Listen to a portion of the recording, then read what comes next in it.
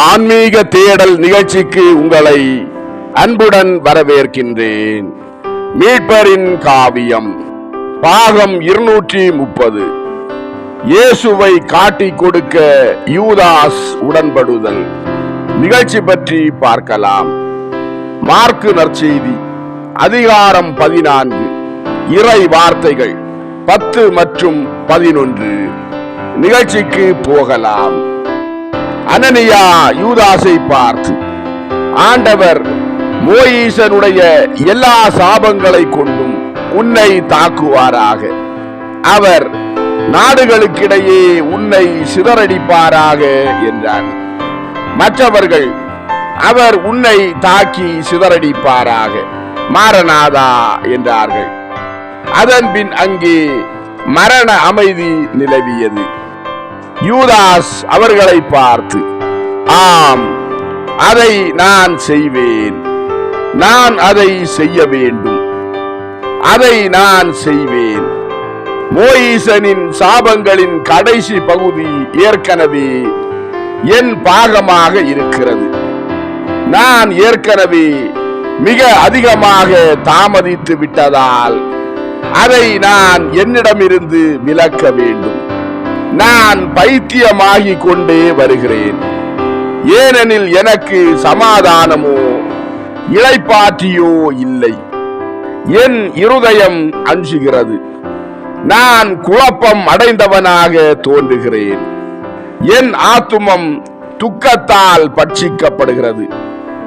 என்னுடைய இந்த துரோகம் கண்டுபிடிக்கப்பட்டு நான் அவரால் நசுக்கப்படுவேன் என்ற எண்ணம் என்னை நடுங்கச் செய்கிறது. ஏனெனில் என் சிந்தனைகளை அவர் எந்த அளவுக்கு அறிந்திருக்கிறார் என்று எனக்கு தெரியாது. என் வாழ்வு ஒரு நூலில் தொங்கிக் கொண்டிருப்பதை நான் காண்கிறேன்.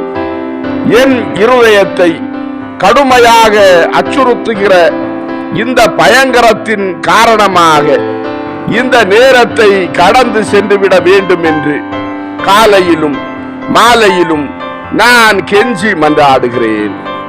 நான் நிறைவேற்ற வேண்டியிருக்கிற இந்த பயங்கரமுள்ள அலுவலின் காரணமாக இந்த நேரத்தை துரிதப்படுத்துங்கள். என் கடுமையான வேதனையினின்று என்னை விடுவியுங்கள். சகலமும் செய்யப்பட கடவன. உடனடியாக இப்போதே நான் விடுவிக்கப்படும்படியாக நாம் செல்வோம். ஒரு மூடத்தனமுள்ள தப்பிதத்தின் கட்டுகள் விழுந்து போவதாக. அச்சத்திற்குரிய அடிமைத்தனத்தில் இருந்து நான் சுதந்திரமாயிருக்கிறேன். கிறிஸ்துவே, நான் இப்போது உமக்கு அஞ்சவில்லை. நான் உம்மை உம் எதிரிகளிடம் கையளிக்கிறேன். நாம் செல்வோம் என்று சொல்லி கதவை நோக்கி சென்றான். அவர்கள் அவனை தடுத்து நிறுத்தி, இரு, நாசரேத்தூர் இயேசு எங்கே இருக்கிறான் என்று எங்களிடம் சொல் என்றார்கள். யூதாஸ் அவர்களை பார்த்து, பெத்தானியில் லாசரின் வீட்டில் என்றான். அவர்கள் யூதாஸை பார்த்து, அந்த வீட்டிற்குள் நம்மால் நுழைய முடியாது.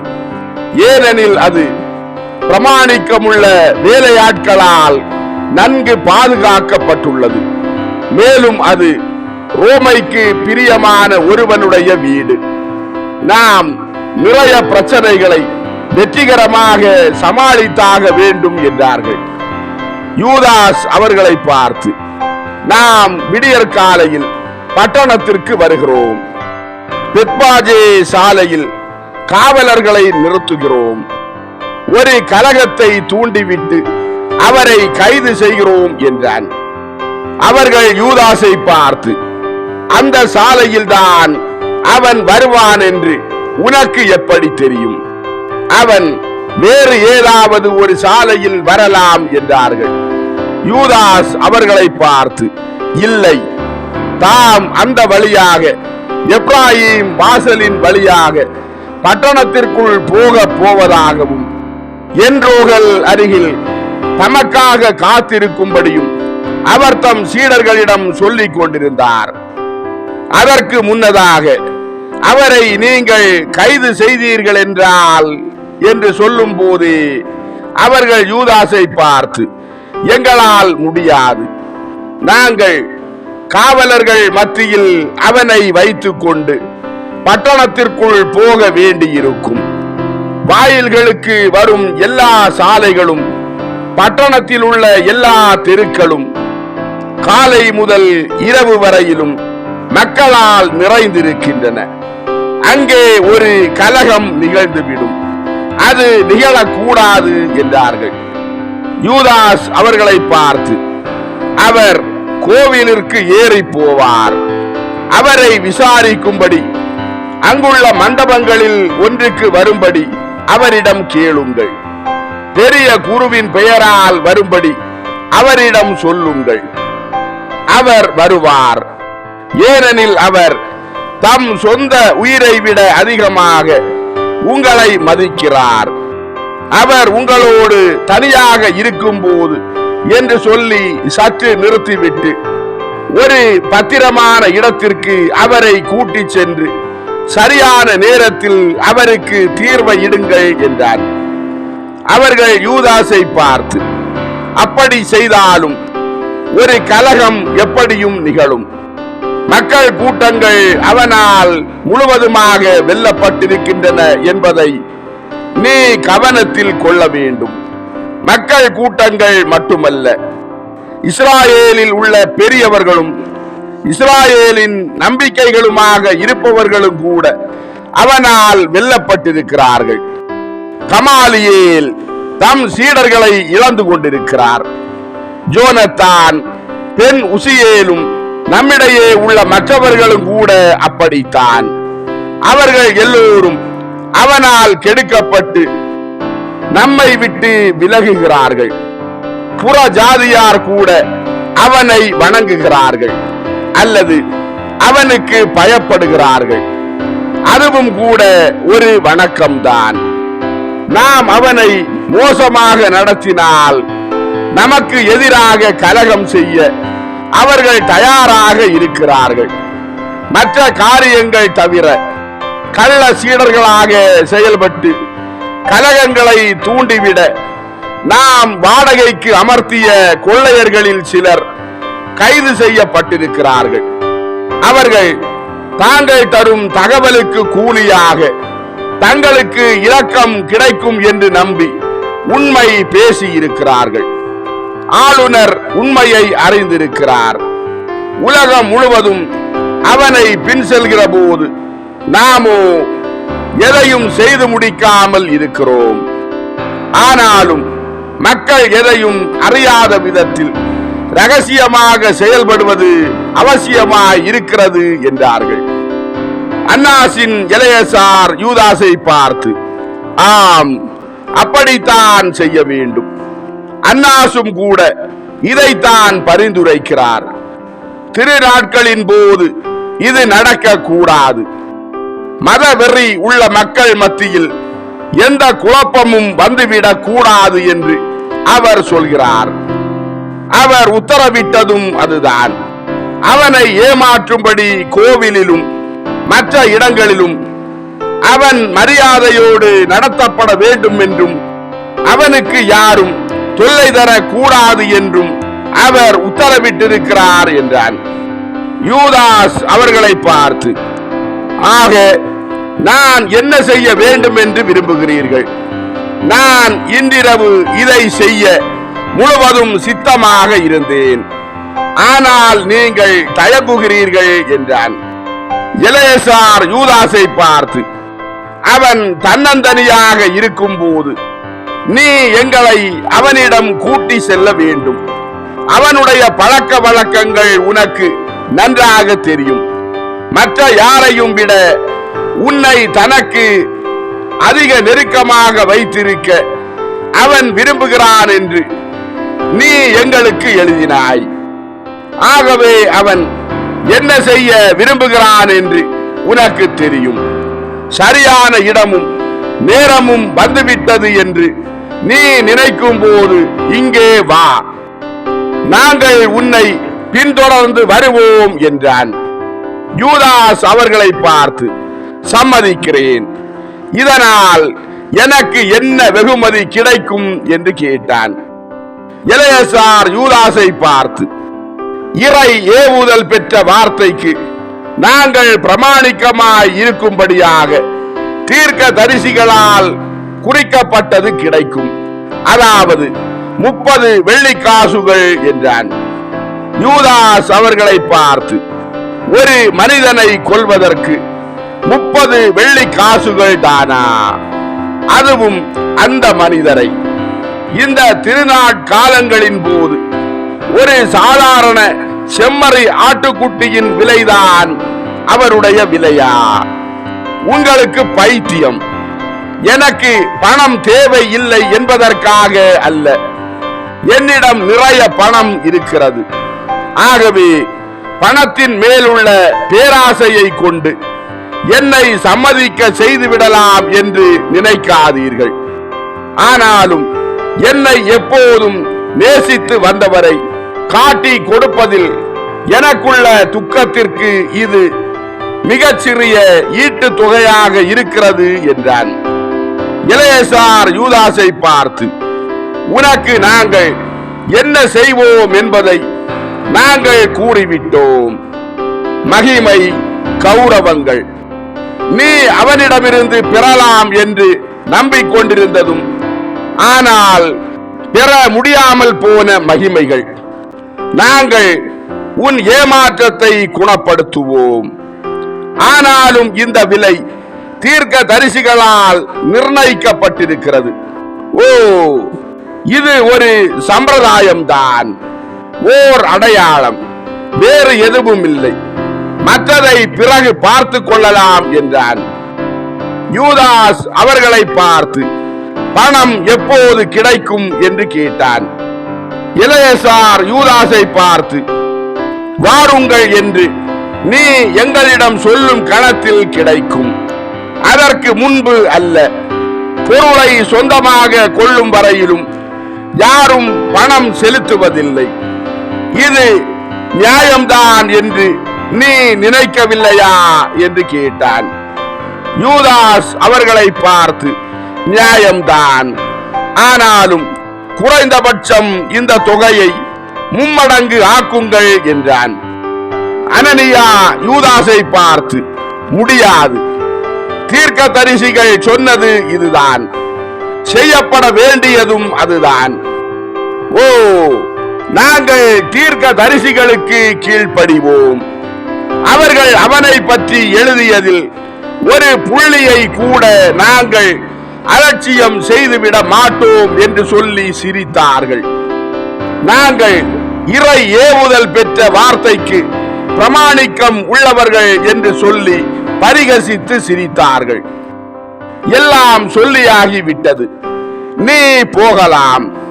நாங்கள் விடியற் காலை வரை காத்திருந்து விட்டு வெவ்வேறு சாலைகளில் பட்டணத்திற்கு திரும்பி செல்வோம். போய் வா. ஆபிரகாமின் மந்தைக்கு திரும்பி வரும் இழக்கப்பட்ட ஆடே, சமாதானம் உன்னோடு இருப்பதாக. உனக்கு சமாதானம், மேலும் உனக்கு இஸ்ராயேல் முழுவதினுடையவும் நன்றியும். எங்களை நம்பு. உன்னுடைய ஓர் ஆசை எங்களுக்கு சட்டமாக இருக்கிறது. கடவுள் அதிக பிரமாணிக்கமுள்ள தமது ஊழியர்கள் எல்லோரோடும் இருந்தது போல உன்னோடும் இருப்பாராக. சகல ஆசீர்வாதங்களும் உன்மீது இறங்குவதாக என்றான். எலெயாசார் யூதாஸ் வெளியே சென்ற பிறகு அங்கிருந்தவர்களை பார்த்து, சீமோனின் யூதாசிடம் நாம் எப்படி நடந்து கொள்வது? அந்த பரிதாபமான 30 வெள்ளி காசுகளை தவிர நாம் வாக்களித்த வேறு எதையும் அவனுக்கு தர முடியாது என்று நமக்கு மிக நன்றாக தெரியும். நாம் அவனுக்கு துரோகம் செய்துவிட்டோம் என்பதை அறிந்து கொள்ளும் போது அவன் என்ன சொல்வான் என்று கேட்டான். அடுத்தவன் எலெயாசாரை பார்த்து, அப்போது இன்னும் பெரியதொரு சேதத்தை நாம் விளைவித்து விட மாட்டோமா என்று கேட்டான். வேறொருவன் அங்கிருந்தவர்களை பார்த்து, நாம் செய்துள்ளவற்றை மக்களுக்கு சொன்னபடி அவன் சுற்றி திரிய மாட்டானா? அவன் தன் மனதை மாற்றிக்கொள்கிற மனிதன் என்பது நமக்கு தெரியும் என்றான். அடுத்தவன் அங்கிருந்தவர்களை பார்த்து, இப்படிப்பட்ட சிந்தனைகளை கொண்டிருப்பதாலும் இப்படி கவலைப்படுவதாலும் நீங்கள் முழுவதும் எளியவர்களாகவும் மூடர்களாகவும் இருக்கிறீர்கள். நாம் யூதாசுக்கு செய்ய இருப்பது ஏற்கனவே தீர்மானிக்கப்பட்டு விட்டது. உங்களுக்கு நினைவு இல்லையா? நாம் நம் மனங்களை மாற்றிக்கொள்ள மாட்டோம். கிறிஸ்துவின் காரியத்தில் அனைத்தும் முடிந்து விட்டது. யூதாஸ் இறந்து போவான், அது முடிவான விஷயம் என்றான். வேறொருவன் அங்கிருந்தவர்களை பார்த்து, ஆனால் அதற்கு முன்னால் அவன் பேசுவான் என்றால் என்று சொல்லும் போது ஒருவன் அவனை பார்த்து, யாரிடம்? கல் எறியப்படும்படி சீடர்களிடமும் மக்களிடமும் பேசுவானா? பேச மாட்டான். அவனுடைய செய்கையின் பயங்கரம் அவனை பேச விடாமல் தடுக்கும் என்றான். அடுத்தவன் அங்கிருந்தவர்களை பார்த்து, எதிர்காலத்தில் அவன் மனம் திரும்பலாம், மன உறுத்தலை உணரலாம், பைத்தியமாகவும் ஆகலாம். ஏனெனில் அவனுடைய மன உறுத்தல் விழிப்படைந்தால் அது அவனை பைத்தியக்காரன் ஆக்கிவிடும் என்றான். கெல்காய் அங்கிருந்தவர்களை பார்த்து, அதற்கு அவனுக்கு நேரம் இராது. நாம் அதற்கு முன்பே அவனை கவனித்துக் கொள்வோம். சரியான தருணத்தில் எல்லாவற்றையும் கவனித்துக் கொள்வோம். நசரேயன் முதலில், அதன்பின் அவனை காட்டிக் கொடுத்த மனிதன் என்றான். சாதோக் அங்கிருந்தவர்களை பார்த்து, சரி, மேலும் இதை மனதில் கொள்ளுங்கள். இங்கு இல்லாதவர்களிடம் ஒரு வார்த்தை கூட பேசக்கூடாது. அவர்கள் நம் சிந்தனைகளை பற்றி ஏற்கனவே மிக அதிகமாக தெரிந்து வைத்திருக்கிறார்கள். நான் சூசையையும் நிக்கதேமுவையும் நம்பவில்லை. மற்றவர்களையும் நான் அதிகம் சார்ந்து இருக்க மாட்டேன் என்றான். கெல்காய் சாதோக்கை பார்த்து, உமக்கு கமாலியேலின் மீது சந்தேகம் இருக்கிறதா என்று கேட்டான். சாதோக் கெல்காயை பார்த்து, அவர் பல மாதங்களாக நம்மிடமிருந்து தொலைவாகவே நின்று கொள்கிறார். பெரிய குருவின் தனிப்பட்ட உத்தரவின்றி அவர் நம் கூட்டங்களில் கலந்து கொள்வதில்லை. அவர் தம் மகனுடைய உதவியோடு தமது புத்தகத்தை எழுதி கொண்டிருப்பதாக சொல்கிறார். ஆனால் நான் எலேசாரையும் ஜானையும் பற்றி சொல்கிறேன் என்றான். ஒருவன் அவர்களை பார்த்து, ஓ, அவர்கள் நம்மிடமிருந்து ஒருபோதும் முரண்பட்டது இல்லை என்றான். அனனியா அவர்களை பார்த்து, நாம் அவர்களை கண்காணிக்க வேண்டும். ஆலோசனை சங்கத்தில் பல பாம்புகள் கூடு கட்டியுள்ளன என்று நான் நினைக்கிறேன், ஆனால் அவை விரட்டி அடிக்கப்படும் என்றான். எல்லோரும் சேர்ந்து, இயேசு என்ன சொன்னாலும் செய்தாலும் நாம் பதிலுக்கு எதுவும் செய்ய மாட்டோம். ஒரே சமயத்தில் எல்லாவற்றிற்கும் நாம் பழி தீர்த்துக் கொள்வோம் என்றார்கள். அன்பார்ந்தவர்களே, ஆன்மீக தேடல் மீட்பரின் காவியம் பாகம் 230 இயேசுவை காட்டிக் கொடுக்க யூதாஸ் உடன்படுதல் நிகழ்ச்சி இதோடு நிறைவடைந்தது. அடுத்த நிகழ்ச்சியில் உங்களை சந்திக்கும் வரை உங்களிடமிருந்து விடைபெறும் உங்கள் ஜான் பிரிட்டோ. ஆன்மீக தேடல் தொடரும். நன்றி.